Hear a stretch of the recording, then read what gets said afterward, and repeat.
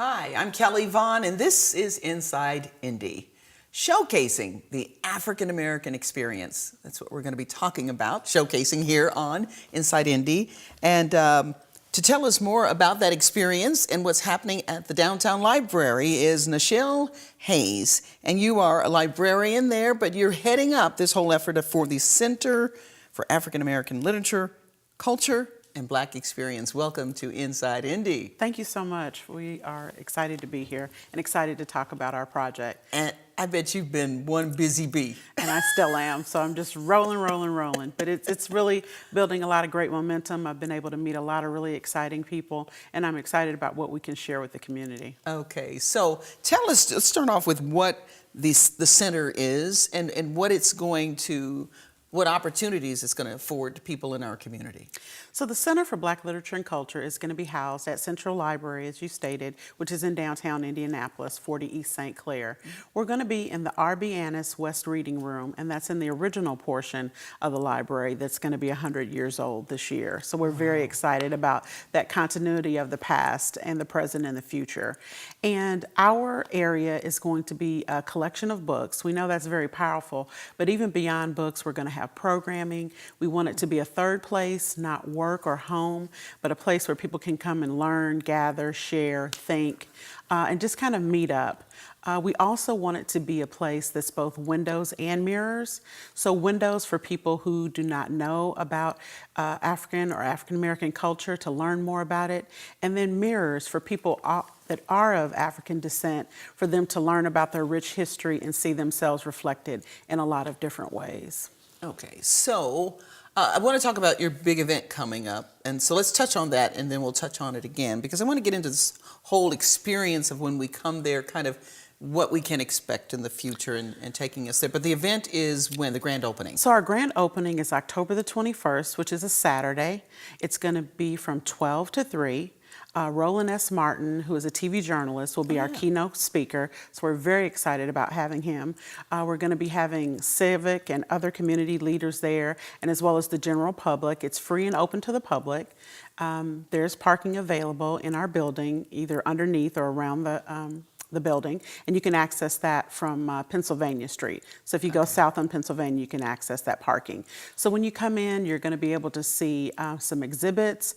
You're going to see a really innovative talking piece that's in the center of the room, and we're really excited about that. That's kind of a little secret as of right now, but when you walk into the room, you're going to be inundated with all your senses, with different images of local heroes and sheroes like Mari Evans and Etheridge Knight, and even people like Judge Tanya Walton Pratt. So it's really going to be a place that kind of will spark excitement and creativity and make people think about things in a different kind of way. And I would think pride. Definitely. Yeah. Definitely. Because you'll see people that perhaps maybe you live down the street from, or that you've seen kind of doing everyday things. So oftentimes when people are in their hometown, they don't get as much love as maybe they would someplace else. Well, we want to rectify that. We want to show love and respect and honor and help people to learn more about the people that lived here in Indianapolis and that have put a huge creative stamp on the community and the world at large. Okay, and I think about people like Amos Brown, those who have gone on. And yes, and he Sam will have a space in the room, Amos wow. Brown. Well, wow, that's interesting. definitely. Okay, Sam Jones, of course, we have the highway, part of the highway named after him, and so pretty interesting. But when you're like me and I knew some of these people, and you go, wow, am I either getting old? Because usually those people you don't know who the street was named after. Right. It's like, I knew Sam Jones, oh boy. And so I think it's going to be a combination of that. So it'll be younger people as well as more seasoned people and people in the middle as well. So there'll be something for everyone. Okay. So where did this concept come from, and how did it come about? We were founded by a grant from Lilly Endowment of $1.3 million. So that is what has been able to give us the funds to move forward and make this dream a reality. Our CEO, Jackie Needis, had a dream several years ago, and she talked to stakeholders in the community to get feedback, and then worked with people within Indianapolis Public Library as well as the Indianapolis Public Library Foundation. They crafted a grant. The grant was successfully addressed by Lilly Lilly Endowment, as I said. And then I was kind of given the reins, and with a team of people within the library, as well as community stakeholders like our advisory board, we were able to make that dream a reality. And here we are today. So what did you think when they appointed you as the head and to oversee this baby that's going to grow up to be this huge I was very culture excited. center? I was very humbled. I felt like I was here for a time such as this. So my experience, my education, my passions, my interests have all kind of coalesced and come together where I am right now. So it's a very exciting opportunity. So we need a section for you in that room too as well. We got to get your picture on the wall there, the painting that they do, the oil. I think it's a little early for that, but I appreciate that so much. Okay, I love it. I love it. Now, I've been in the room. You've given me a tour months ago. Right. So, and it is when you walk in, and again, if you're coming in, what street is that? The side that the old side is on of the library downtown? So that is directly parallel to Meridian. Okay. So when you come into that entrance, which would be the south end of the library, and you go to your left, and again, it was lots of books, gorgeous, some seating.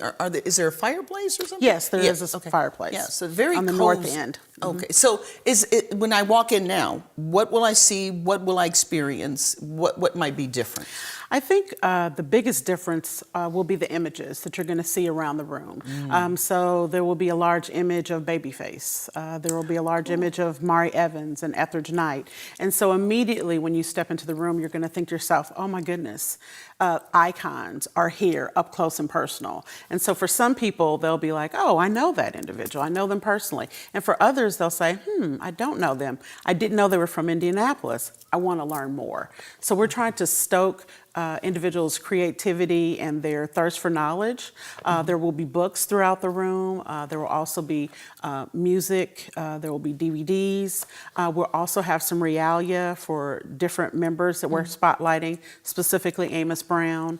And so for people like Maya Angelou, maybe we will have all of her books displayed in one particular area with her picture, and maybe even a trolley car, because she was a trolley car driver in San Francisco, maybe something that someone doesn't know. So things like that to kind of spark interest. Wow, it sounds really cool. It sounds cool. So when I see Babyface there in the picture, so I take it again, is he maybe has his own section or books, or is there like I can go hear his music, or how would that work? His music will be in the space, and then again, as I said, the picture of him will be there as well. And so you'll be able to go throughout the room, and you'll be able to learn about civil rights leaders. You'll be able to learn about the Black Panthers. You'll be able to learn about Malcolm X and Martin Luther King, as well as other religious leaders. So there's a little something for everyone. So there's sports, there's authors, there's music.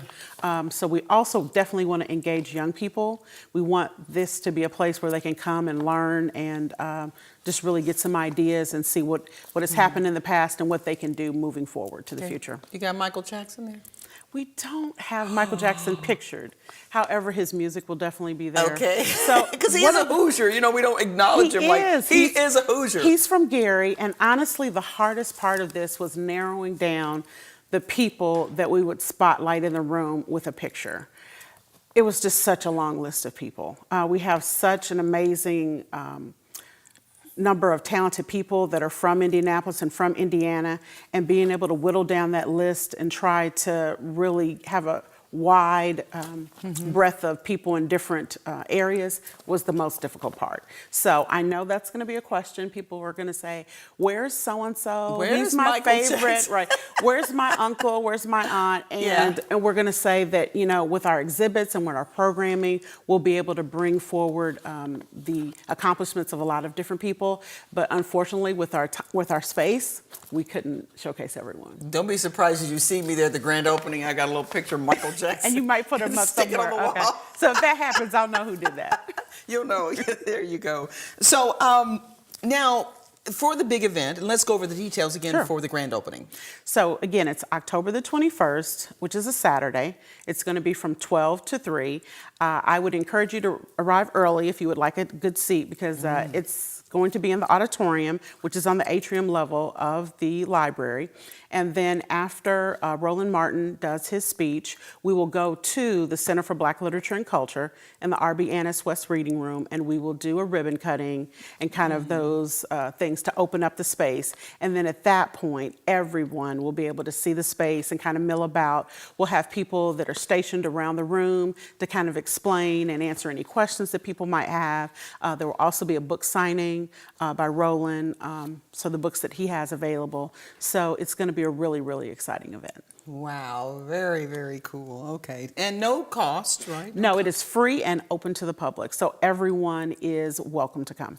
Okay. Now, in terms of visiting the exhibit, I hate to call it exhibit because it's there to stay, right? This is a permanent Yes, thing. this is a right? permanent space, so it will be open anytime the library is open. Okay. So we are encouraging everyone to come to the opening, but we will have events moving forward. So Meet the Artist will be in February, then Meet the Artist First Friday will be in March, and then our Fall Fest Slamming Rhymes will be happening in November of this year. So a lot of what we're doing with the Center for Black Literature and Culture rests on the work of the African American History Committee, which was formed in 1978, and it's a committee of the Indianapolis Public Library. So during that time, they brought a lot of amazing artists to the community to learn and share. People like Maya Angelou, people like James Baldwin, Nikki Giovanni, and so we're building on the work that they've been doing for all these years. Okay. So again, it's an ongoing thing, not just the grand opening. It's there, the space, but you're going to have all kinds of things happening going on. Definitely. We're going to be having authors fairs, we're going to have art exhibits, and our programming is going to grow and grow as we move forward. Now, and again, having seen the space in terms of somebody performing, singing, so would it accommodate that? Yes, it will accommodate smaller groups. So if you have maybe an audience of 100 and a person standing by where the fireplace is, which you mentioned before, that would kind of be the area. There will also be areas for people to just kind of stand and talk or sit and read and learn and grow. If we're doing a bigger event, it would happen in the auditorium. So the room is about 3,800 square feet, and ultimately we will be able to put 40,000 pieces in the room. So books and DVDs and music and that kind of thing. And if somebody has a concept, they want to bring somebody in who's a famous author, how do they get into the room? They would definitely contact me. So you can call Central Library and they can transfer you to my voicemail, or you can email me, and it's nhayes@ndpl.org. Okay, so get in touch with Nichelle, who's heading up the Center for African American Literature, Culture, and Black Experience at the Downtown Library here in Indianapolis. Nichelle, thanks so much for joining us on Inside Indy, and we wish you much success and looking forward to the big grand opening. Thank you so much. At the library. Thank you for joining us, and stay tuned. When we come back, we'll talk to Jarrell Ferris, who has a new drama television series that's going to be airing here on TV 40. You don't want to miss this. Sounds very exciting. After this.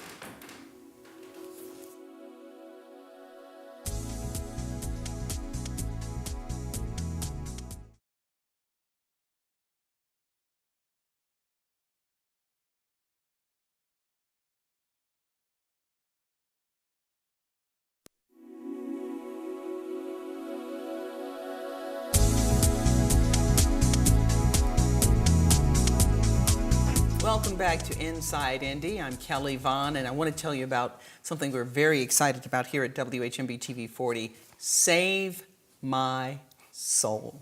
And Save My Soul is a TV series drama that's going to be airing here on TV 40, and the minds behind it are Jarrell Ferris. He is the president and CEO of, do you say that, Jarrell's? J-Rails. J-Rails. See, There you go. I'm telling my age. Yes, Jay-Z, J-Rails There you Media go. Group, Absolutely. LLC. And then we have Kian Macklin. You are the writer and executive producer for Save My Soul. Correct. Yeah. Welcome to the show. Thank you for Thank having you. us. We appreciate it. I put this in the arts category of our show. And so I'm so excited when I see, especially young people. First of all, I want people to know how old you are. How old are you, Jarrell? I'm 27. 27 years Yes, ma'am. old. Okay, and Kian? I'll be 31 in October. You're babies. And you've got this TV series about to launch on television. So, Jarrell, tell us what Save My Soul is and what it's about. Okay, so Save My Soul is it's my depiction of the modern day story of Job. So, the story of Job, essentially, he goes through a lot of tumultuous times. He begins to get sick, and he starts to lose his children and his money and his houses and things like that. So I kind of took that story, same general concept. I put a spin on it to where we have it set in the 21st century African-American mega church. And the pastor of that church is the Job-like character. So the season starts out with his wife passing away, and then from that point, over the course of the 8-episode season, you start to see, instead of him going through certain things physically through his body, his tumultuous times come from everyone around him, from his church and his family, going through things that are that he can't do anything about. So in a sense, while he's trying to save souls, he needs God to save his soul and the souls of those around him. The Save My Soul. Yes, absolutely. Okay. So Kian, you created this. You're the writer behind it, or do you co-write? How does that happen? He brought me on to co-write it. So yeah, he's the mastermind. He dabbles everywhere, in front of the screen, behind the screen. This is his. So you have baby. a concept, and then you tell somebody, "I need you to write this." Basically, yeah. So essentially, I've been filmmaking for about the last 6 years or so, and I had never had a writer before, but I got this idea, and I knew her from college. I knew her from college. And I called her one day and I asked her, I said, hey, let's sit down and meet for coffee. And we sat down and I gave her this idea and I said, I sent her a guideline of maybe like 15 or 20 different things. And I said, I want all these things to happen in episode 1. However you make them happen, it's on you. Yeah. And she did it, and then we revised and sent stuff back and forth. And she jumped back in and she was like, well, I want to try my hand at episode 2. And I said, hey, have at it. And then I did 3, 4, and 5. She did 6, and I did 7 and 8. Okay. So now you knew her from college, but now how did you know, like, okay, she's a writer? How do you? Well, I knew that she did film. Yeah, okay. So I knew that she was into film, and we had never really worked together before. Okay. But so then when it came time for me to think, well, who can I get to assist me with this project? She was the first person that came to mind. Okay, so tell us what you do, Kian, in terms of being in film, so to speak. In the film realm, well, I went to school for telecommunications, so design and industry and management and all that jazz.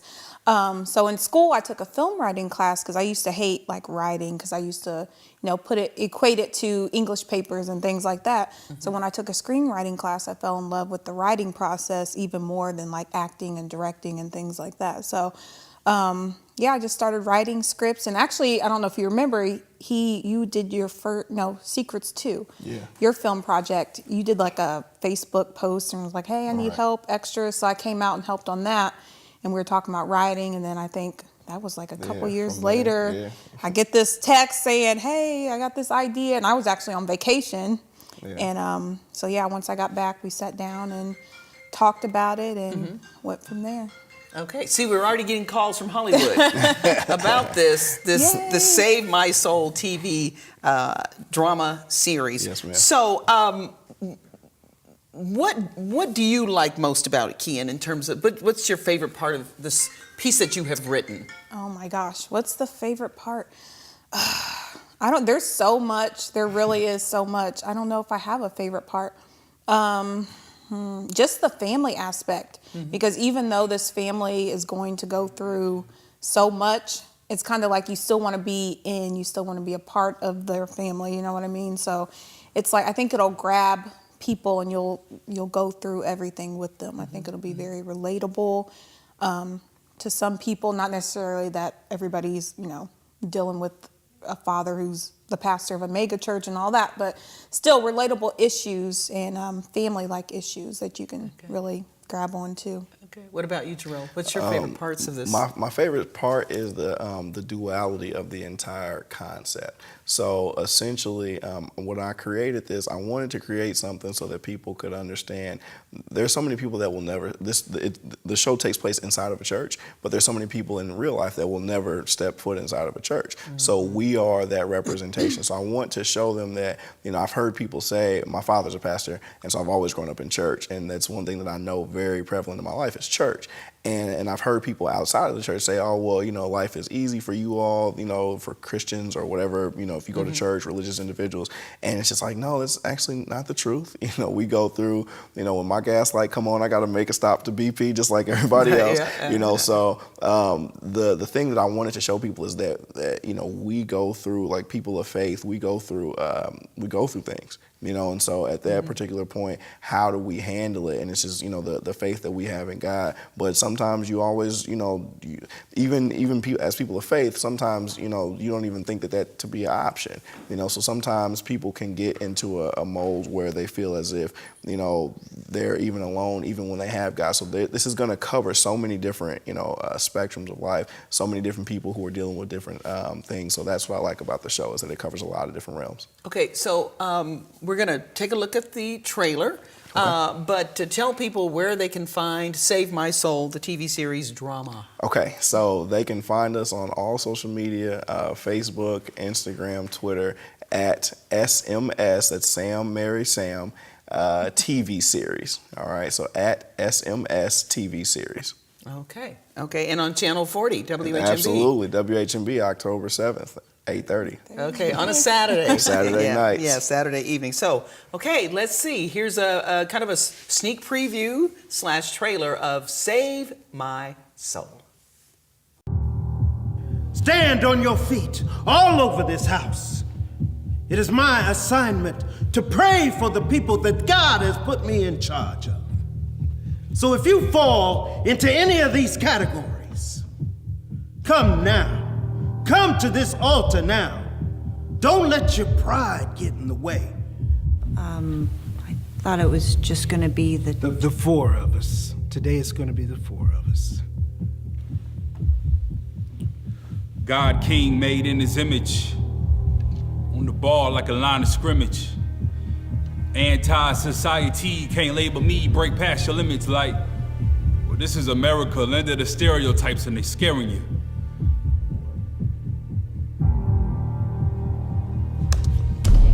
office thinking that life can't get any worse. I reach for my necklace and it's gone. The one from your mom? Put those hands together for our very own Miss Lily.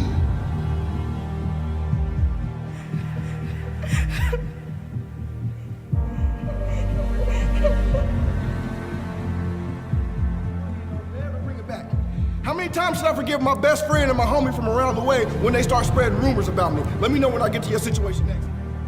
Rewarded by our Heavenly Father, not only for the work that she did on this earth and the work that she did here at Spirit-Filled Global Fellowship, but for the work that she did in the lives of each and every one of us. The Bible says to be absent from the body is to be present with the Lord. Amen? To my children, Marcus Hayes, Timothy Hayes Jr., and Lillian Hayes, I leave a trust fund in the amount of $9.9 million, $3.3 million a child. $3 million?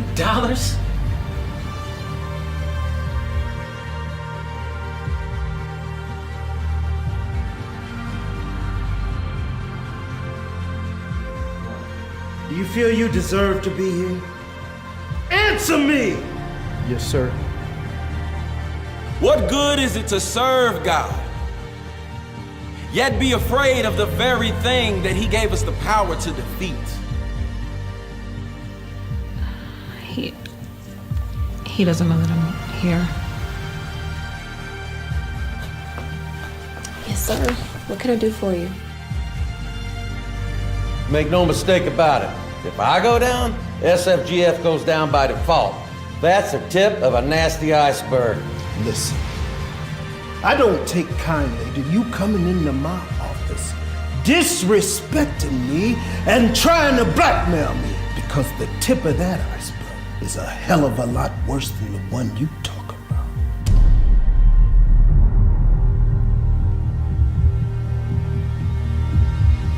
I absolutely love it. Save My Soul, launching on WHMB TV 40, October 7th, 8:30 p.m. on a Saturday. And are you doing the grand finale? Yes. Piece So yes, publicly. we're doing a grand finale piece. We're gonna have like a red carpet movie premiere So just stay tuned. All the details will be coming soon. You can actually see that right here on WHMB TV 40 as well. So. Okay, well, I'm so proud of the both of you. I love what you're doing. Thank you. And folks, you got to watch this. It's a Thank you. class act. It really is. Thank you. Kian Macklin, writer and executive producer, and then Jarrell Ferris, who's the president and CEO of J-Rails Media Group. There Thanks it so much is. for joining us. Absolutely. Thank you for having us. On Inside Indy. And thank you for joining us. I'm Kelly Vaughn. We'll see you next time. Bye-bye.